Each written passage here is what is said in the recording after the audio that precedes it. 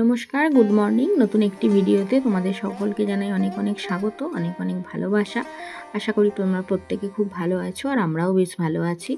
তো ছেলের পাথফাইন্ডারে সেমিস্টার পরীক্ষা স্টার্ট হয়েছে, সেমিস্টারের মক টেস্ট হবে। তো সেই কারণে আজকে থেকে শুরু, আজকে সোমবার। তো ও 10টা মানে 9টার ট্রেন ধরবে আর কি, 10টা থেকে ওর পরীক্ষা আছে।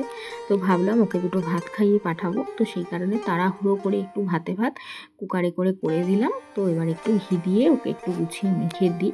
ও খাওয়া দাওয়া করে পরীক্ষা দিতে গেলে আমারও মনটা শান্তি, আর ওরও অনেকক্ষণ থাকতে পারবে। এখন সময় হচ্ছে সকাল ওই 9:50 নাগাদ। তো এখনও রান্নাবান্না কমপ্লিট করে উঠতে পারিনি, কারণ তোমাদের দাদা ভাইয়ের জন্য ডালিয়া হলো, করলা ভাজা, মাছ ভাজা এগুলো করে দিলাম, ও খেলো। প্লাস আবার টিফিনে ভরে দিলাম, শশা কাটতে গেলাম, শশা ওকে গুছিয়ে দিলাম, আবার খেয়ে গেল। তারপরে ছেলে গেল, ওর জন্য, ওর ছেলের ওই পাথফাইন্ডারে পরীক্ষা চালু হয়েছে। তো সেই কারণে ও গেল, ওকে ভাত করে দিলাম। তো এই সমস্ত মিটিয়ে এবার আমাদের রান্নাবান্না করতে লেগেছি। আমাদের করব করলা আলু ভাজা, করে ফেলেছি ওটা, করলা আলু পেঁয়াজ দিয়ে ভাজা। আর এক পিস মাছ ছিল, সেটা ছেলের জন্য ভাজা করে রাখলাম। আর ঢেঁড়সের ঝাল করছি, ভেন্ডির ঝাল আর কি। আর করব মুসুরির ডাল, পেঁয়াজ ফোড়ন দিয়ে মুসুরির ডাল। আর ভাতটা একটু বেলায় করব, কারণ এখন তার ভাত খাওয়ার কেউ নেই, ছেলে খেয়ে চলে গেছে। তো একটু বেলায় আর কি গরম গরম ভাতটা করব। তো এই হচ্ছে রান্না বান্না। আর আজকে সকাল সকাল এক কাণ্ড ঘটে গেছে জানো। আর আজকে সকাল সকাল এক কাণ্ড হয়ে গেছে বলতে মানে সবে মাত্র আর কি 5:30 বাজে, সবে মাত্র তোমাদের দাদা হেঁটে বাড়ি এলো, আর আমিও শুধুমাত্র ঝাঁট দিতে লেগেছি। আর একদল হনুমান এসে পুরো একদম এত দাপাদাপি আরম্ভ করেছে গো, সে বলার নয়। দাপাদাপি করে পুরো একদম ওই টাঙ্কের যে একটা গ্যাসের যে পাইপ থাকে না সোজা, যেটা দাঁড়িয়ে থাকে ওপরে গ্যাস পাইপ, তো ওই পাইপটা একদম পুরো ভেঙে দিয়ে চলে গেল জানো। পুরো একদম জলেতে পুরো আমাদের উঠোন একদম ভুরু করে, তো পুরো মানে উপর থেকে জল পড়ছে। সাথে সাথে আবার তোমাদের দাদা গিয়ে ওই যেটা একটা অফ অন করার যে একটা উপরে একটা নব করা আছে, তো ওটা আবার গিয়ে অফ করে দিয়ে আসলো, তবে জলটা বন্ধ হলো জানো। তো এই হচ্ছে ব্যাপার। আবার মিস্ত্রি দাদাকে ডাকা হলো, উনি এসে 250 টাকা নিয়ে গেলেন, ঠিক করে দিয়ে গেলেন। তো সকাল সকাল শুধু ক্ষতি জানো। তো আর কি করা যাবে, কিছু করার নেই। হনুমানে এত অত্যাচার করে আমাদের এখানে যে বলার নয়। তো যাই হোক, আমি রান্নাবান্না করছি, তোমাদের দেখাই একবার। এখন হচ্ছে ভেন্ডির ঝাল, আর করে রেখে দিয়েছি হচ্ছে এই তো মাছ ভাজা। এটা ছেলের জন্য এক পিস মাছ ভাজা, ও ঝাল খুব একটা খেতে যায় না মাছ, তো সেই কারণে ভাজা রেখেছি। আর এই তো পেঁয়াজ আলু করলা একটা ভাজা করেছি। আর এইটা আছে একটুখানি ডালিয়া, তোমাদের দাদাকে দিলাম, আর একটুখানি আছে, ওটা আমি খেয়ে নেব। আর করবো মুসুরির ডাল, এই যে পেঁয়াজ কেটে রেখে দিয়েছি, পেঁয়াজ ফোড়ন দিয়ে মুসুরির ডাল হবে। তো এই রান্নাবান্না আর কি। আর ভাতটা একটু বেলায় করবো। তো সাথে থাকো, দেখতে থাকো সারাদিন কী করি না করি, আশা করি ভালো লাগবে। তো ওদিকে রান্নাঘর পরিষ্কার করা, তারপরে গ্যাস ওভেন মোছা, তারপরে ওই থালা বাসন মাজা, সমস্ত কিছু ওদিকটা একেবারে মিটিয়ে নিয়েছি। তো নিয়ে এবার ঘর বারান্দাগুলো একটু ঝাড়তে লেগে পড়লাম। ঘরগুলো তো এর আগে একদিন করে একটা ঘর ঝেড়েছি। তো আজকে এই বারান্দাটা ঝাড়তে লেগে পড়লাম। বারান্দাটাও ভীষণ ঝুল হয়েছিল।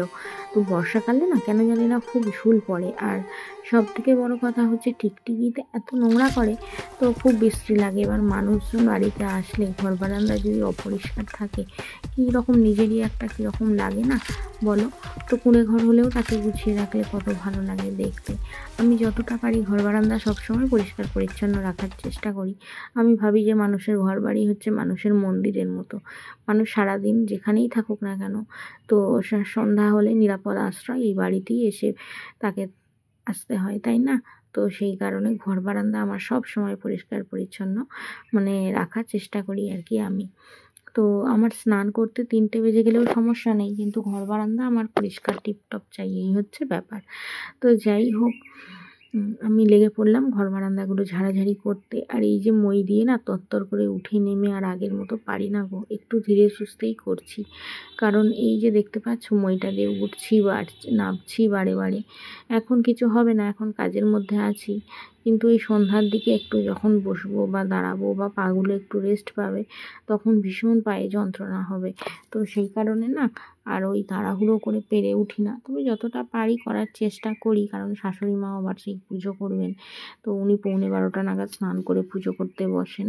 তো তার মধ্যে আমাকে ঘর বারান্দা মোছামুছি করে একদম কমপ্লিট করে দিতে হবে। তো তার জন্য ঝটাপট করে ঝাড়াঝোড়া করে নিয়ে এখন ঘর বারান্দাগুলো ঝাড় দিয়ে নিলাম ভালোভাবে, ঝাঁট দিয়ে মানে মোছামুছি করছি আর কি।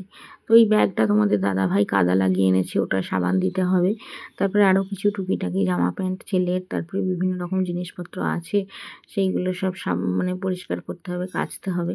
সব কিছু তো আর ক্যামেরা অন করে করা যায় না, তাই না বলো?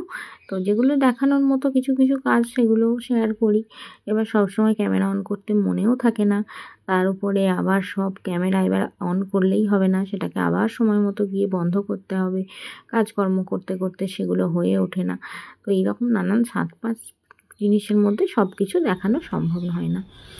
আর এখন দুপুর 1:45 মতো বাজে। তো ছেলে ট্রেনে উঠে পড়েছে, অনেকক্ষণই হয়ে গেছে, ফোন করেছিল। তো নামবার সময় হয়ে এসেছে, ভাবলাম একটু ওর জন্য লেবুর শরবত বানিয়ে রাখি। রোদ্দুরে থেকে আসলে লেবুর শরবত খেতে মানে খুবই ভালো লাগে, তাই না?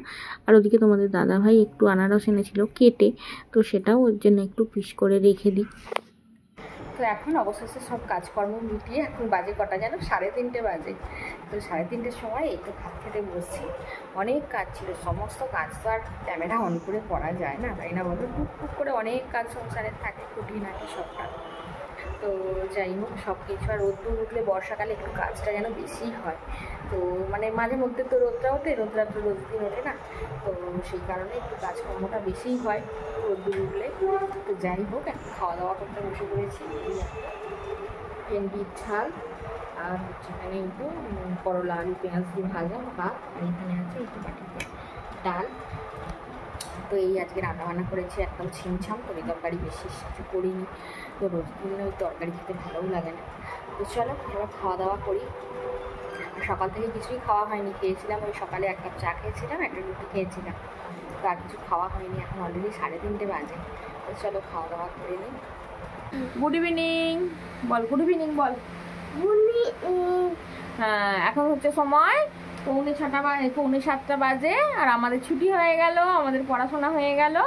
আমরা এবার নিচে চলে যাব, আমার ডিঙ্কা সোনা আর আমি। চল, ডিঙ্কা সোনা অনেকদিন পর স্কুলে মানে পড়তে এসেছে, ওর শরীর অসুস্থ ছিল। হাত নেড়ে একটু টাটা করে দাও, হাত নেড়ে একটু টাটা করে দাও, করো দাদা। চল, ও হবে না, দাদু ঠিক করে দেবে না। চলো। তো এদিকে আমার ডিঙ্কা সোনাকে ছুটি দিয়ে সন্ধ্যা দিলাম, সন্ধ্যা দিয়ে তারপরে এই তো তোমাদের দাদাভাই এসে গেছে, ওকে এবার একটু ওই চানাটা বানিয়ে দেব। তো চানাটা বেশ কদিন ধরে খাচ্ছে, ওর ভালো লাগছে, তো ভালো লাগছে যে কালে করে দিতে আমার অসুবিধা নেই। তো যাই হোক ওকে করে দেব। তার আগে একটু মানে গতকালের কিছুটা ঘুগনি ছিল, তো ঘুগনিটা ভাবছি একটু গরম করে নেব, ছেলেটা খেয়ে নেবে রুটি দিয়ে।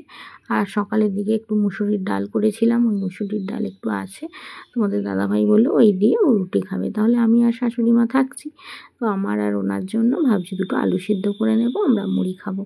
তো তাহলে আর কোনো সমস্যা হবে না, কারণ আবার সেই তরকারি করবো আর রুটি করবো, আর যেন ভালো লাগছে না।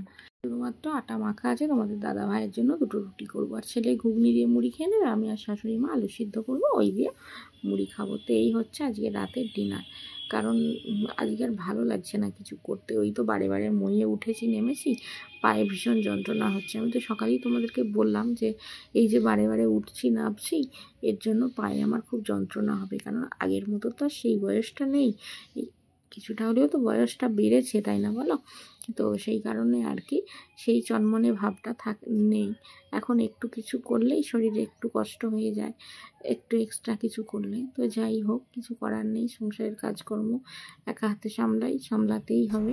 হ্যালো ফ্রেন্ডস, এখন সময় হচ্ছে সন্ধ্যা 8:30, আর এখন ওই তো রুটি করলাম। রুটি বলতে তোমাদের দাদা ভাইয়ের জন্য খালি ওই আটা মাখা ছিল, দুটো রুটি করেছি। আর একটু সকালে মুসুরির ডাল করেছিলাম, তো একটু থেকে গিয়েছিল আর কি, তো ওই দিয়েই বললো রুটি খাবে, তো সেই কারণে ওইটা একটু গরম করে নিলাম। আর গতকাল করেছিলাম ঘুগনি, তো ছিল আর কিছুটা, তো ওটা দিয়ে ছেলের মুড়ি খাবে, আর আমার আর শাশুড়ি মায়ের জন্য একটু আলু সিদ্ধ করে নিয়েছি, তো আমরা ওই আলু সিদ্ধ দিয়ে মুড়ি খাবো আজকে। না আর কিছু মানে টুকটুক জিনিস ছিল অল্প অল্প, তো ওইগুলো দিয়ে হয়ে যাবে। আর শুধুমাত্র আটা মাখা ছিল, দুটো রুটি করেছি আর কি। আর আজকে না শরীরটা ভালো লাগছে না, কারণ ভালো লাগছে না বলতে অন্য কিছু না, ওই বারে ওই মইয়েতে নেমে এবার ওই করেছি, তো ঝাড়াঝাড়ি করেছি, পাগুলো ভীষণ যন্ত্রণা করছে।